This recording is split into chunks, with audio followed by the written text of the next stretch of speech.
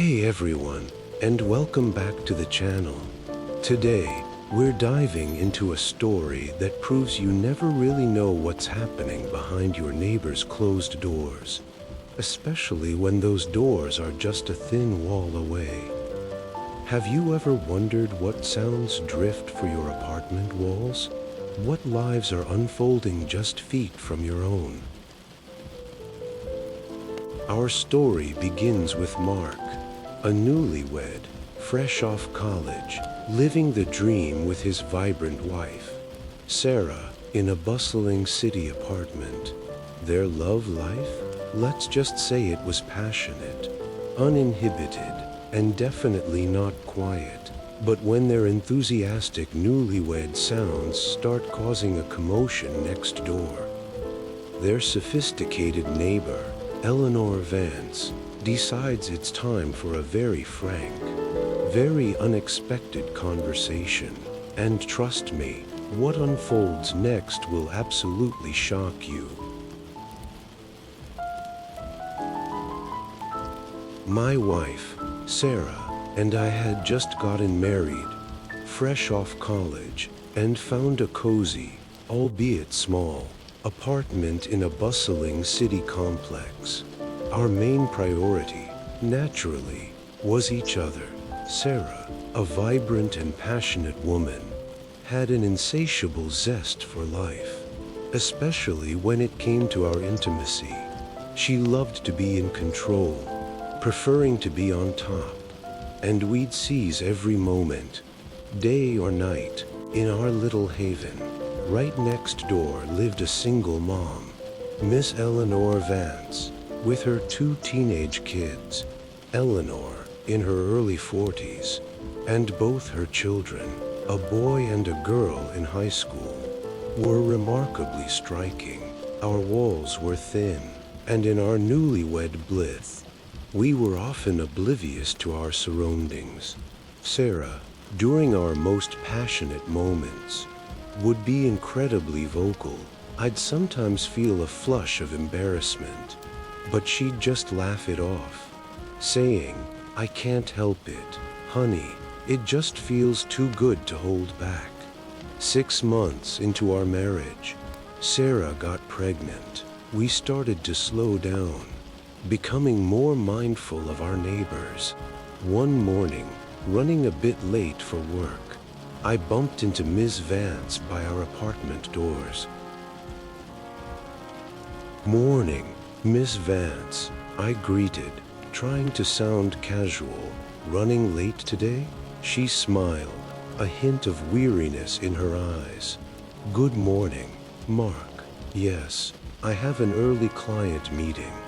"Oh, what do you do, if you don't mind me asking?" I inquired, genuinely curious. "I'm an investment banker," she replied.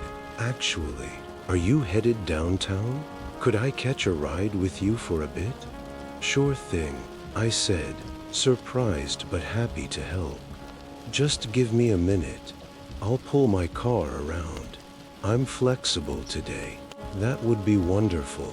Thank you, Mark," she said, her smile broadening.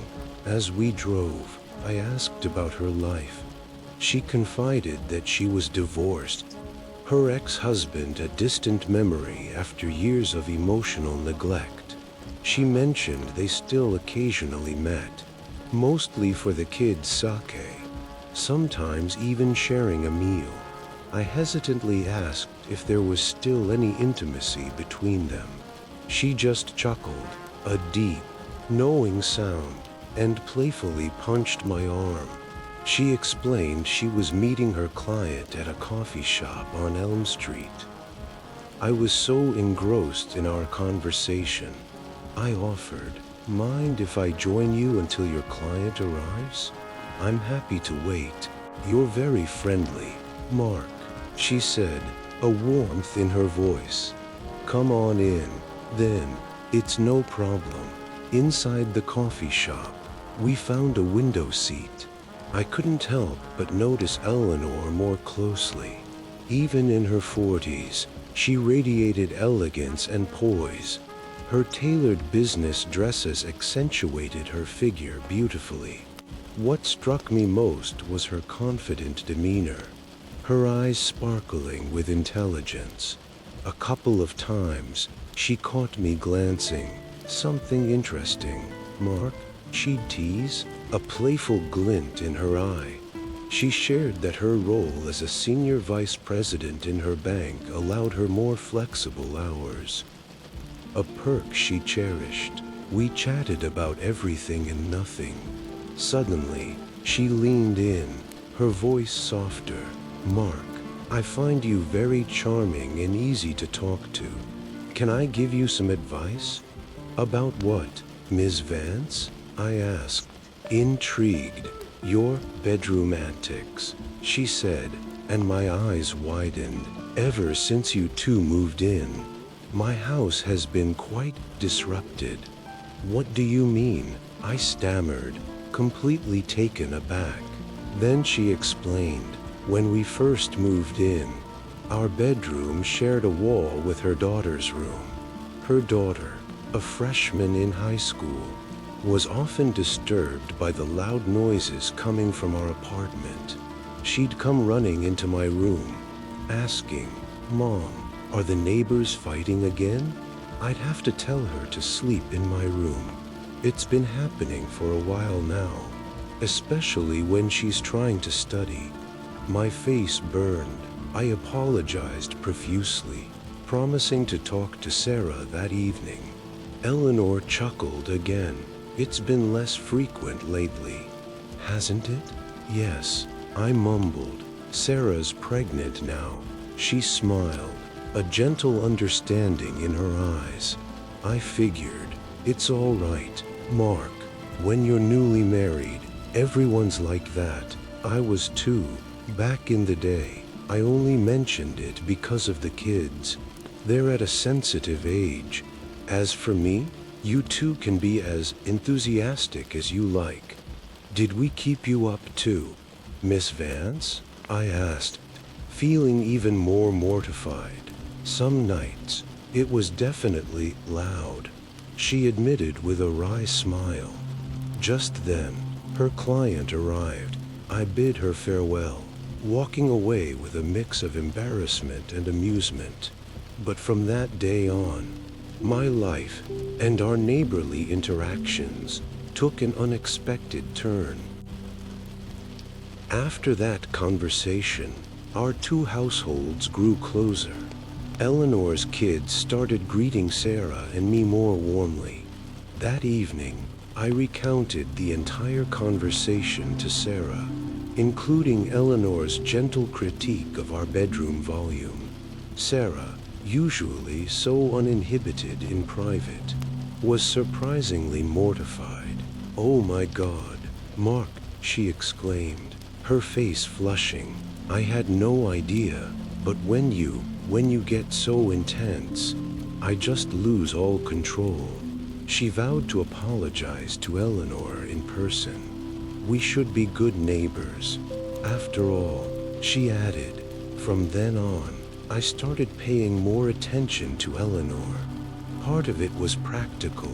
After 6 months, Sarah's pregnancy had brought on morning sickness, and our intimate life had naturally slowed down. When I was feeling needy, Sarah would sometimes tease me, suggesting I handle it myself or offer a quick, non-penetrative release, saying, "We need to be careful with the baby, especially in the first trimester."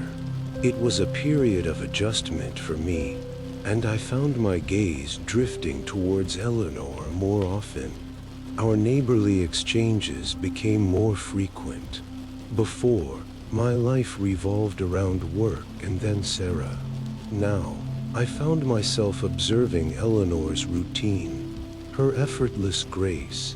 She was tall, perhaps 5 feet 5 inches, and always impeccably dressed in designer dresses that hugged her figure. She exuded a vibrant energy, especially for someone in her 40s. Her makeup was always flawless, highlighting her striking features, And her chest, it was ample, always seemingly on display in her tasteful, yet low-cut, necklines. It was clear she knew her assets. After our coffee shop chat, I'd casually asked for her number and we connected on social media. Primarily texting and messaging, she opened up about her past, a small-town girl who married her college sweetheart, only for the marriage to unravel due to irreconcilable differences. She'd left with her 2 children, determined to build a new life. She mentioned her ex still occasionally came around, and that their physical relationship, though sporadic, was still satisfying when they met in hotels, away from the kids.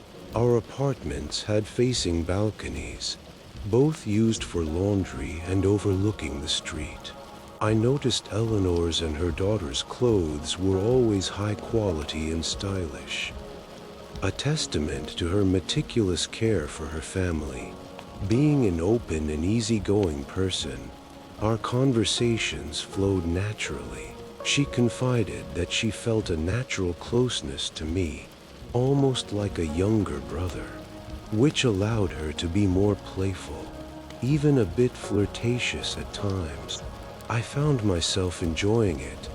One day, knowing I was an IT guy, she messaged me on Facebook, "Mark, can you help me with my laptop tomorrow morning?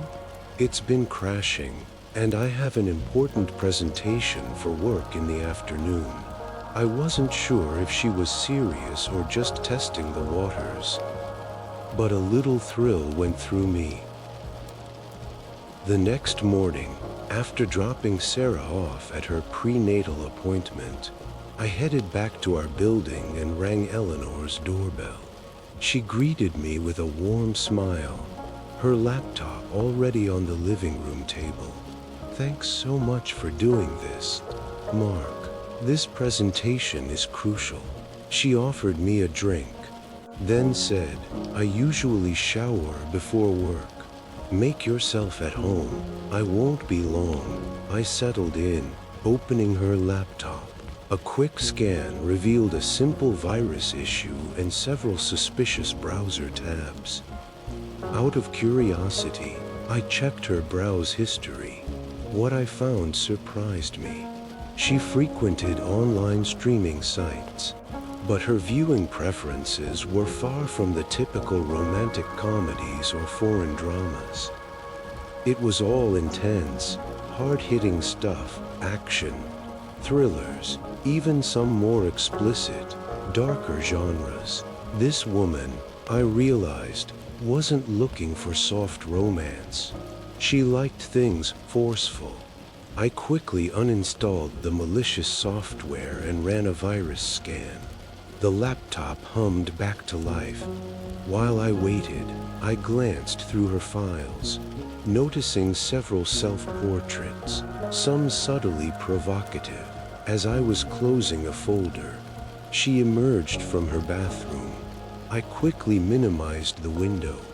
"What were you looking at, Mark?" she asked, a playful smirk on her face. "Don't tell me you were snooping through my private photos." It was half joke, half warning.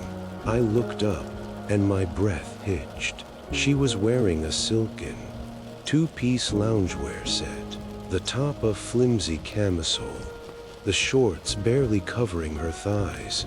Her hair was still damp, and her body, she wasn't wearing a bra.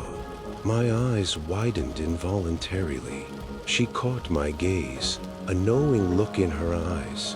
"What are you staring at, Mark? Haven't you seen enough beautiful young women at home? Why bother with an old lady like me?" "Old? You're anything but old, Miss Vance," I blurted out, a genuine compliment. She threw her head back and laughed. A rich, full sound. "Did you fix my laptop?" "Yes," I said, still a little flustered. "It was just a virus. But you might want to avoid those streaming sites. They're full of malware." What sites? She asked, feigning innocence, her face flushing slightly. Those online movie sites, I clarified. Her face turned a deeper shade of red, and she fidgeted. How did you know? She stammered. You didn't clear your browse history. I pointed out gently. Anyone could see it. Oh, she said, looking down. It's my personal laptop. I don't usually worry about anyone else seeing it. I continued talking about internet safety, then added, almost as an afterthought, looks like you enjoy the same kind of movies I do. Her face was scarlet now. Mark, please, stop. It's embarrassing. There's nothing to be embarrassed about, I countered, feeling a surge of boldness. Then, unexpectedly, she confessed, ever since you and Sarah moved in, and your bedroom has been right next to mine, listening to you two at night, it got to me. That's why I started watching those films, to distract myself from the noise.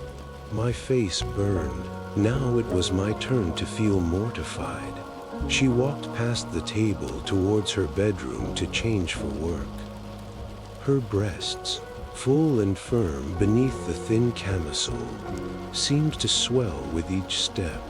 Her long, straight legs were partially obscured by the short shorts, but I could see the faint outline of tiny, dark lace underneath. As she passed me, a sudden impulse seized me. I reached out and gently took her hand. She reacted quickly, pulling her hand away. Mark, what are you doing? She whispered, her eyes wide. You're just so beautiful, I said, almost breathlessly. She chuckled, a sad, knowing sound. And what good is beauty? Mark, it's just for show. I stood up, emboldened, and gently pulled her into an embrace. She stiffened. Mark, this isn't a game. You have a wife. You're being reckless. We're neighbors. I don't like this. But with Sarah's pregnancy and my own suppressed desires, I was beyond caution. I leaned in and kissed her neck. She struggled, genuinely alarmed now. Mark, I'm serious. We're neighbors. I can't do this. You're just overwhelmed because of Sarah's pregnancy. Please, just go. I need to get to work. Seeing her genuine distress, I released her. I'm so sorry. Miss Vance, you're just so beautiful. I couldn't control myself. I quickly added, go get dressed. I'll wait and drive you to work. She seemed to consider this, then nodded. All right, give me a few minutes. I need to get ready and put on some makeup. She stepped into her bedroom, carefully closing the door behind her. I sat there, stunned, in her living room, waiting. I checked her browser history again, making sure to clear it for her before she came out. After about 15 minutes, the door opened, she emerged, and my jaw nearly dropped. She was absolutely stunning. She wore a fitted power dress in a deep, rich color, her ample chest accentuated, almost pushing past the fabric, clearly enhanced to maximum effect. It was designed to make an impression. How do I look? She asked, a confident smile on her face. You have so many beautiful dresses, I said, genuinely impressed. I notice you wear a different one every day. She raised an eyebrow, a playful challenge in her gaze. Oh, you've been paying that much attention to my wardrobe? I grinned. Well, you're hard to miss. She playfully punched my arm. You're such a curious one, aren't you? Always observing. I seized the moment, pulling her into a full embrace. She tried to pull away, but my arms were firm, driven by a primal hunger. I lowered my head and kissed her face, then her neck, trying to reach her lips. She turned her head, but in that position, she couldn't escape my strength. Her resistance softened, and finally, my lips found hers. She closed her eyes as I kissed her deeply, savoring the taste of her carefully applied lipstick. "Mark, we're neighbors," she whispered, her voice barely audible. "Neighbors?" But her words were lost on me. I kissed her with increasing passion, my hands beginning to explore her body. All she could manage was a soft plea. "Please, Mark, we're neighbors." My desire, unchecked, intensified. My kisses grew more fervent, my hands more audacious, searching for the zipper of her dress. She held it tightly for a moment, but then my lips found her breasts, and with a final pull, the zipper gave way, the dress slid to the floor, and in that instant, she surrendered completely. "Can we go to my room?" she whispered, her voice husky. Her words were a release. I lifted her into my arms and carried her into her bedroom, the room adjacent to my own. "I can't believe this, Mark," she breathed, her arms wrapping around my neck. "I'm so sorry to your wife." But her words became increasingly incoherent as I laid her gently on the bed. She still wore her tiny black lace panties and her office shirt. No escape from my eager attempts to unbutton it and tease her breasts. Her eyes were closed, a mix of anxiety and raw emotion on her face. Slowly, I removed the last pieces of clothing, then began a long, tender, and thorough foreplay. After a while, she pushed me onto the bed and quickly stripped off my clothes. "This is all your fault, Mark," she breathed, a spark of defiance in her eyes. "All yours." And then, in that room, separated only by a thin wall from my own, we embarked on a storm of passion. It was a whirlwind of raw energy, unlike anything I'd ever experienced. And in that moment, I knew this was just the beginning of a new, unexpected chapter. One thing truly surprised me after our passionate encounter. She calmly reached for me and began to pleasure me, her touch surprisingly gentle and deliberate. I was taken aback by her attentiveness, feeling a blush creep up my neck. Then, abruptly, she grabbed her dress and rushed into the ensuite bathroom. Locking the door, I followed, hearing her soft sobs. "Eleanor, please open the door," I pleaded. "Just leave me alone for a minute." She called out, her voice muffled. "I'm just overwhelmed." She stayed in there for about 10 minutes, despite my persistent knocking. Finally, she emerged, freshly showered, wrapped in a towel. The look of panic was gone, replaced by a calm, almost serene expression, tinged with a surprising joy. She saw me, still undressed, and a bright smile spread across her face. "Go get dressed, you," she said playfully. "You want to stay like that until evening? Hurry up." "And you almost ruined my new dress, by the way." I composed myself and followed her into the bedroom to get dressed. There was no time for a proper shower. She opened her wardrobe, revealing an extensive collection of clothes. "I prepare my outfits for the whole week," she explained, each dress meticulously hung with its matching lingerie. She selected a new outfit with precision, every detail chosen to project an aura of sophistication and allure. She no longer seemed shy around me. "This is all your fault, Mark," she repeated, but with a lightness in her voice. She explained that she preferred to maintain a good neighborly relationship, focusing on mutual support in daily life. As for that, she gestured vaguely. I'm certainly not lacking. And you, well, you have an abundance of youthful energy.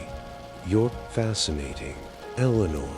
I confessed, I've never met anyone whose emotions changed so dramatically. So quickly. She laughed. Your wife is pregnant, Mark. You'll find a way to explore outside.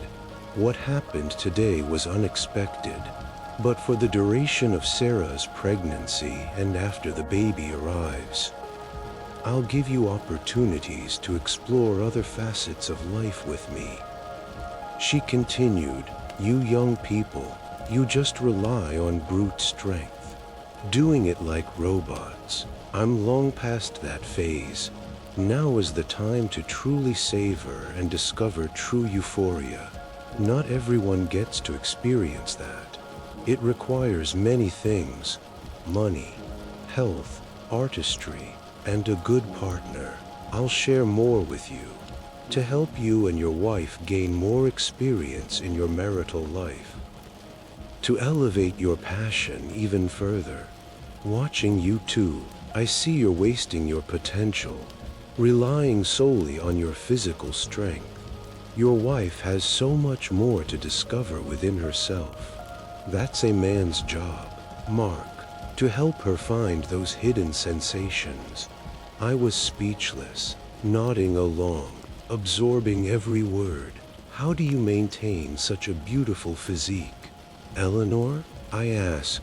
The most important thing for a woman is to love herself. She said, when you love yourself, men will cater to you. Otherwise, they'll find someone else to plow. I take care of my body because I want men to satisfy my needs and desires. I won't remarry. My children are grown, and I'm living for myself for a few more years. I'll send them off to study abroad, and they'll have to make their own way in life. That's how life is, Mark. She added, I'm glad to have met you and Sarah, but I have a rule in this game of passion, secrecy, and surprise. You can only be with me until your child is 6 months old. By then, your marital life will return to normal. I don't want to interfere with your new beginning. As she spoke, she slipped into her new dress, a stunning crimson. She spritzed perfume all over her body.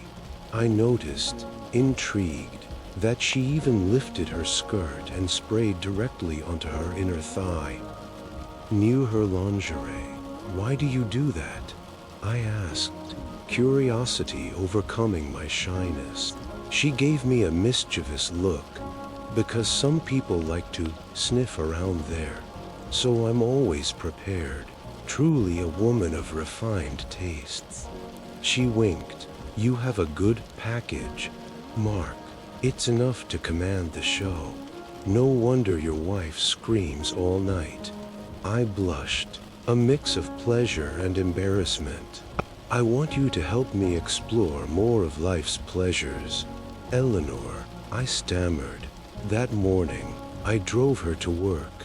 It seems like banking is a demanding job, with long hours, I remarked, but you seem so relaxed. And you don't even wear a uniform. You come in late. She looked at me, a knowing smile on her face. You're a sharp one, Mark. At my bank, only the director and I have the privilege of coming in late. And I can wear whatever I like, as long as it's a dress, and it's beautiful. A vague understanding began to form in my mind, hinting at the complexities of her world that she would soon deal to me.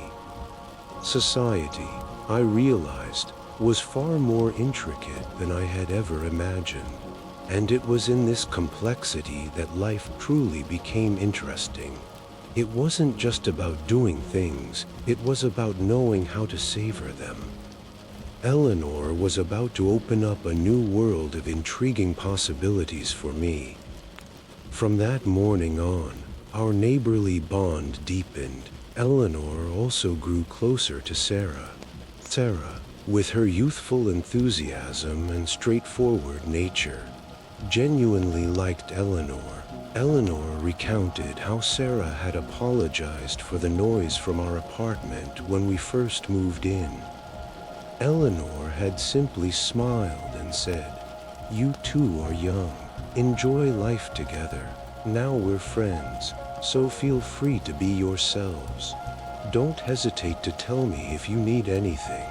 Especially between us girls, Sarah raved about Eleanor afterward, describing her as understanding, insightful, and incredibly fun to talk to.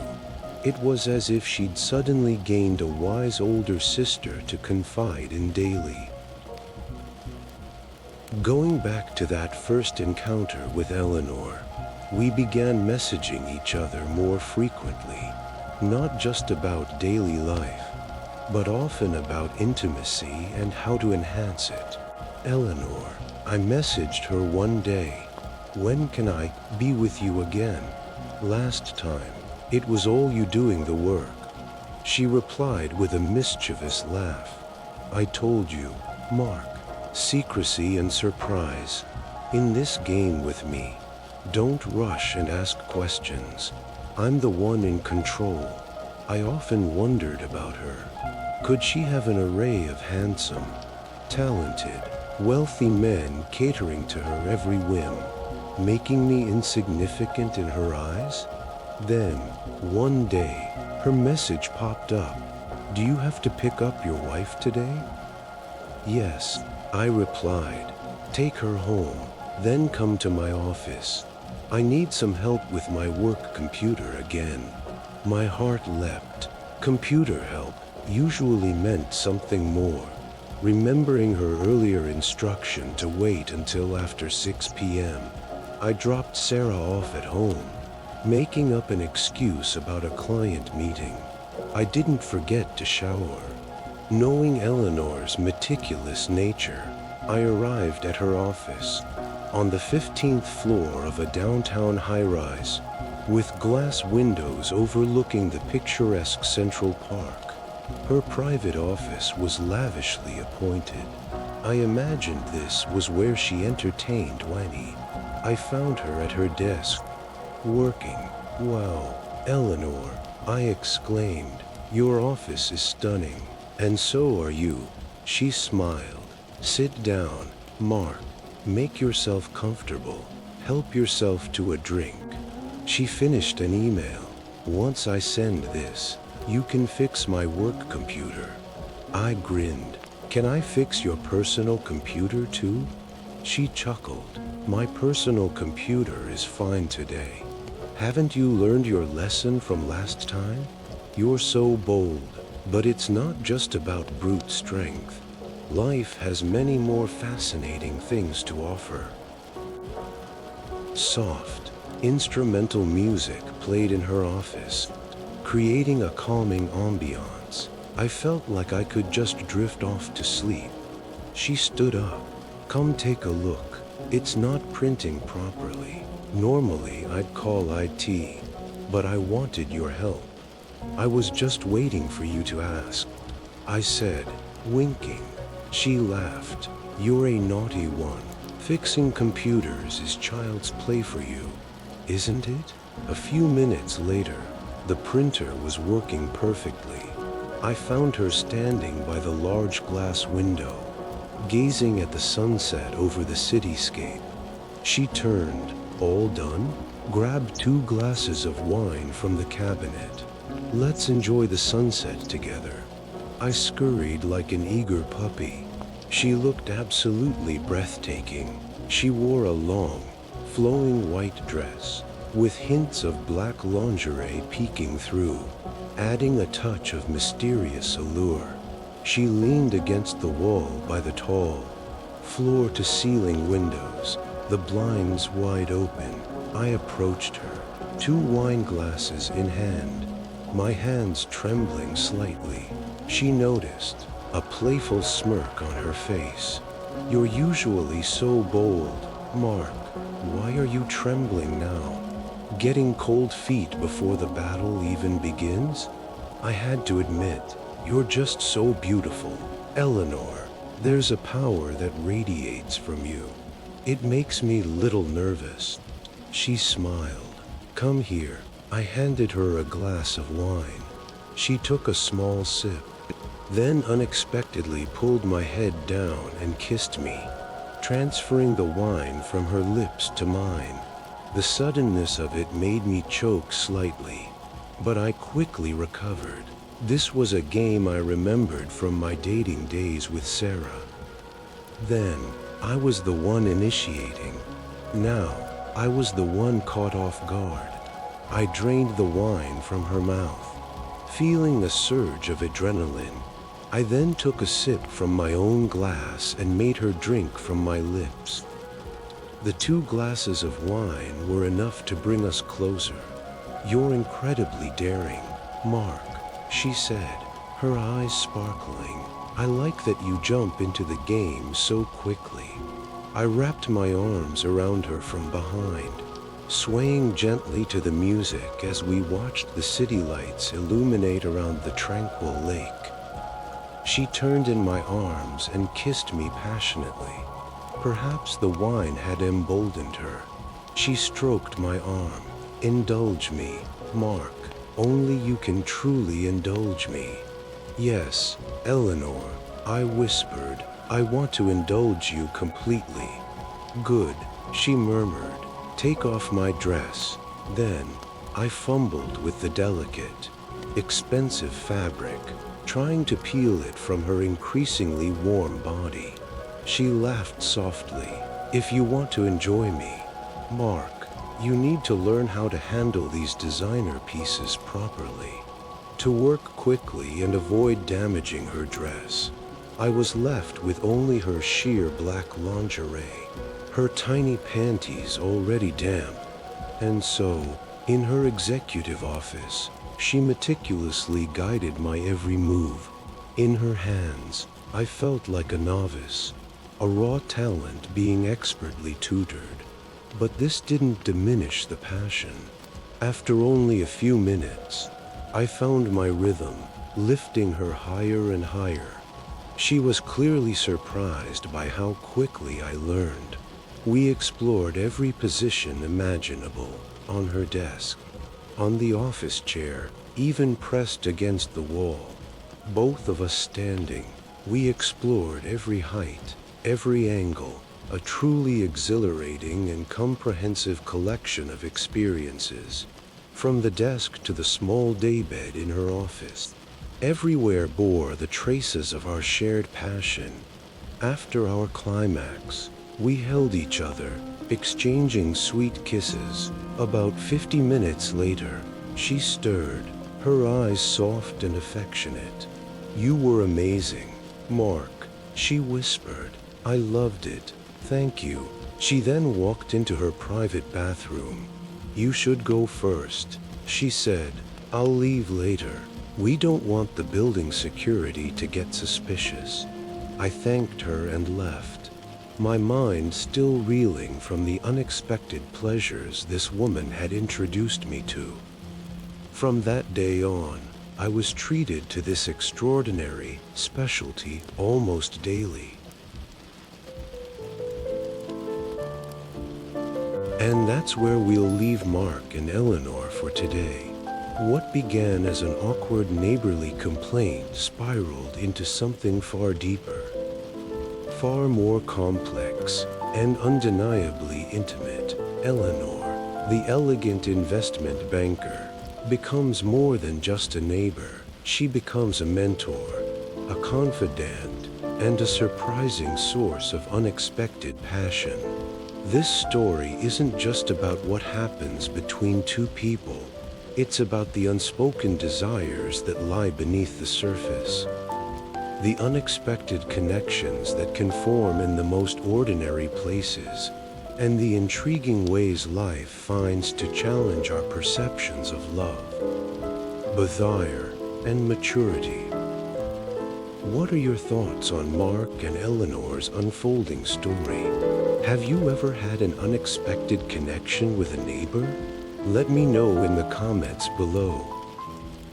Don't forget to like this video, subscribe for more captivating stories, and hit that notification bell so you don't miss out on what happens next. Thanks for watching, and I'll see you in the next one.